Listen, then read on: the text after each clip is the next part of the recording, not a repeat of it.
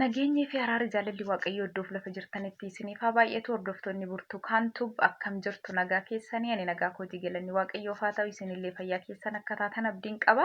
Warroonni chaanaala kiyyaaf haaraa taatan sabiskiraayib, laayik, sheer gochuun na deeggara isiniin jedha. Turtiin haasaa keenya har'a ammoo abdii kutuu jechuudha. Eenyutu abdii kutaa? Abdii kutuun immoo maal jechuudha kan jennu sana wajjin laallaa hamma dhuma viidiyoo kiyyaatitti na wajjin turaa isiniin jedha.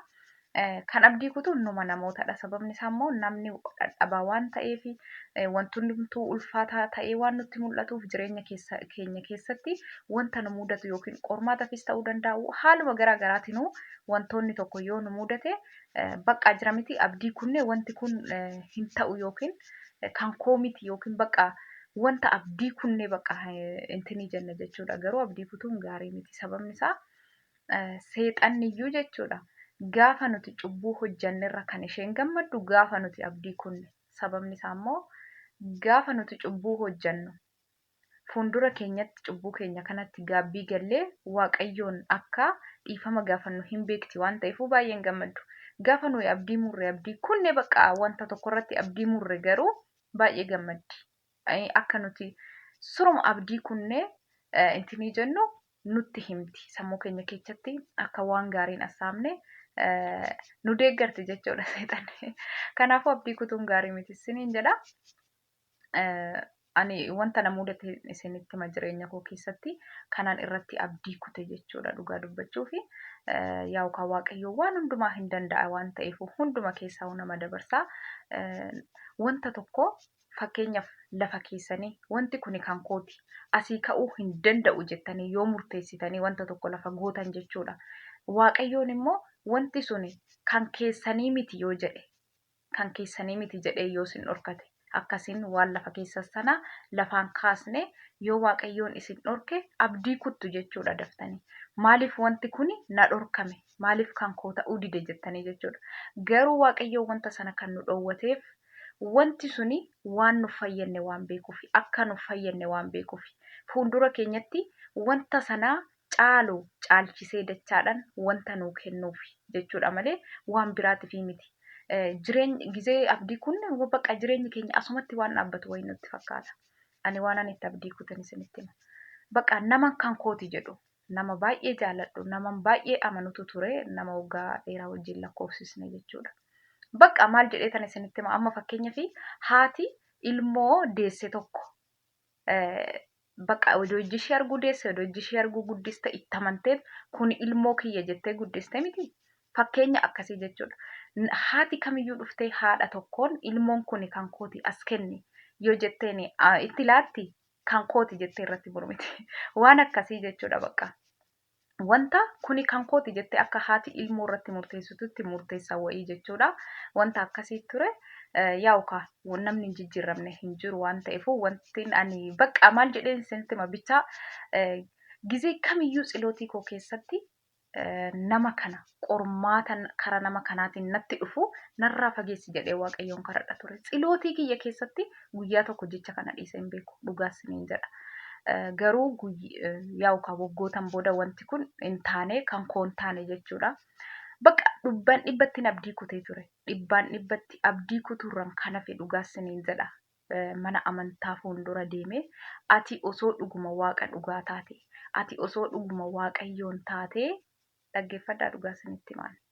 Ati osoo dhuguma waaqayyoon taate osoon akkasitti jilbiifadhee si kadhadhu qormaata karaa nama kanaatiin natti dhufu natti hin fidin jedhee odoo si kadhadhu nama kana narraan fageessitu jedheen waaqayyotti irree akka waaqayyoon natti dallanu godhe jechuudha. Abdii kutuu guddina jechuudha. Abdii kutuu guddina dhugaa isiniin jedha. Garuu immoo waaqayyoo yaa'u akka keenyaa miti. Akka cubbuu keenyatti miti. Yaa'u yoo nagahee galanni waaqayyoof haa ta'u.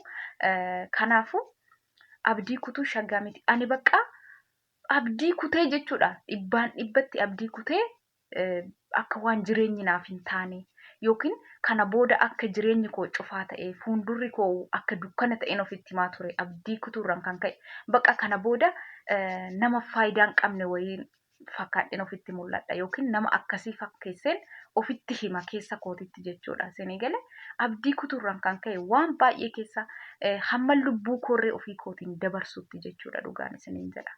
Kanaaf abdii kutuun Inna amman bakka irra darbee amman lubbuu koo irrattirree waan hin taane hojjedhu. Hin amantan macheef hin argitu kana. Rifeensi kuni haati koo na jalaa duutee miti. Abbaan koo na jalaa du'ee miti. Maatiin koo miidhamee miti. Dhugaas siniin jedhaa. Bakka sammuun koo karan taanetti deemee bakka karaa abdii kutuu kana booda jireenyi naaf hin ta'u. Bakka carraan koo gubate kana booda yookiin jireenyi koo dhumateera jedheen sammuun koo karan taanetti bakka jira miti. Gizee tokko tokko gizee aartan miiran taane keessa gizee galtan rifeensa mataa kootirree iddoon itti ofirraa mureedha. Lubbuu koorree dabarsuudhaaf jechuudha. Yaaleen ani goone hin jiru. Yaa'uka waaqayyo dhumatu yoo naga'ee arra dhaabee ani nama fuuldura taa'ee waan kana himuu miti wanti sun hin darba jedhee guyyaa gaaf tokko hasaabee hin beeku dhugaas siniin jedha. Kanaaf ani kan isinitti agarsiiseef yookiin akka kolfitaniif miti yookiin akka gadditaniif miti akka irraa barattaniif barumsa isinii ta'a jedheetan malee jechuudha. Sa'aatii sanatti ani bakka nama sanaan waanan jibbameef kana booda akkan jibbamtuudhuma ta'ee itti fufu. Bakka jaalatamtuu akkan hin taane lafa kanarratti akka faayidaa hin qabneedha keessa kootitti kanan ofitti himu. Bakka akkan hin fayyadne bakka jiramtii bakka kana booda jireenyi koo dhumataa akka ta'e. Jireenyi koo akka fuuldura hin jirre, fuuldurri koo akka dukkana ta'een ofitti himaa ture. Garuu immoo jireenyi koo nama sana fuulduratti hin jibbame malee waaqayyo duratti jaalatamtuudha. Nama sana fuulduratti bootaa dhabe malee waaqayyo biratti bootan qaba. Kanaafuu isin namni kamiyyuu wanti isin gorsu fuuldura keessanitti warri dura dabarsitan hin beektu, warri fuuldura keessanitti waan akkanaa isin mudatin abdii hin kutinaa. Abdiin kutinaa yoon isiniin jedhu immoo wanti isin dhabda suni deebi'ee naa dhufa jettanii abdii itti horuu osoo hin ta'in waaqayyo sababa qaba. Waaqayyo sababa nama kana narraa fageesseef qaba. Wanta kana waaqayyo waan na dhoowwateef qaba. Fuuldura kiyyatti dachaadhaan kan caaluun argadha. Fuuldura kiyyatti bakka kan baay'eetti na fayyaduun argadha. Wanti kun na fayyadu waan na fayyadne waaqayyoon narraa fageesse. Jireenya koo keessaa waan galuu hin qabneef waan faayidaa naaf hin qabneef waan nan xaqqabneef waaqayyoon jireenya koo keessaa fageesse jedha. Sababni isaa maaliifi abbaan ilma ofii ilmi ibidda tuquuf yoo deeme yookiin abiddatti baduuf yoo deeme dhaabatee hin laalu irraa qaba ilmoo isaa akka abiddatti hin banne. Waaqayyoon illee akkasuma waan nu ta'uu fi waan nu hin taane adda baasee beeka jechuudha. Adda baasee beeka waan ta'eef waan nu fayyadne nuuf hin kennu. Waaqayyoon kan nama qoru waa sadi'iifi. Tokkoffaa akka ati amantaa kee jabeeffattu. Lammataan obsa kee ilaaluufi. Sadaffaan immoo fuuldura keetitti waan sana caalu waan gaarii waan lafa sii kaa'eefi. Kanaafuu akka kiyyaatti dogoggortanii tasallee waaqayyo dura dhaabbattanii wanti tokko yoo isin mudate yookiin yoo isin harkaa ba'ee maaliif jettanii waaqayyoon hin gaafatinaa. Amantaa kamuu warri qabdan hin gaafatinaa bakka. Waan gooteef situ beeka. Hundumtuu akka eeyyama keetii haa ta'u. Waan na barbaachisu waanan barbaadu odoo hin taane waan na barbaachisu naaf kenni jedhiitii kadhadhu. Dhugaas maaliif isinitti himu ani sa'aatii sanatti sa'aatiin kadhannaa tsilootii godhaa ture sanitti waanan ofii barbaadu irratti waaqayyoon kadhachaa ture. Waanan ofii barbaadu qofa irratti wanta kana anatu barbaada. Waaqayyoon naaf kennee fi kan koo ta'ee kan koo hin taane hin beeku. Yaa waaqayyo wanta kanaa bakka wanti kun akka eeyyama keetii naaf haa ta'u. Yookiin immoo kanaan ani barbaadu osoo hin ta'in kan barbaadu naa kennee jechaan turre ani. Wanta barbaadu sana qofa irratti kadhachaa ture yookiin wanta kana kan koo taasisi. Sini gale miti jechaan ture. Kanaaf dogoggortanii akka koo hin ta'inaa. Sirriitti irraa barattu jedheen abdii qaba barumsa kanarraa jechuudha. Wanti ani hin raawwatin hin jiru dhugaas siniin jedha. Bakka garuu ani miidhamuu kootitti gonkumayyuu hin gaddu. Sababni isaa namni miidhame dhugaas siniin jedha. Bakka maal jedhee isinitti hima? Jireenya aaddisii. Sa'aatii sanitti dhuguma wanta taatawwaan gootan hin beektan. Garuu immoo achii kaanan jechuudha dhugaas siniin jedha xiyyitii taatu. Bakka wanta takkaa jireenya keessanitti barumsa isiniin ta'in ani barumsaan mana barumsaa deemee waggaa meeqa baradheerraa barumsaan waggaa xiqqoo kana keessatti na mudate kanarraa waan baay'ee baradhe dhugaas siniin jedha. Dhuguman jedha dhugaa dubbachuudhaaf. Bakka nama haarome hin beektu miti. Wanta haarome wayii tan ta'e wanta hin beekneen bare dhugaas siniin jedha. Dhuguma jechuudha. Bakka waan haaraa wayii sammuun koollee hin haarome dhugaa namummaan kootillee hin haarome. Kanaaf akka kootitti abdiin kutinaa wanti tokko jireenya keessan keessatti isin mudate taanaan maaliifuu jettanii waaqayyoon hin gaafatinaa. Bakka waan gooteef sababa si keeti, sababa situ beeka.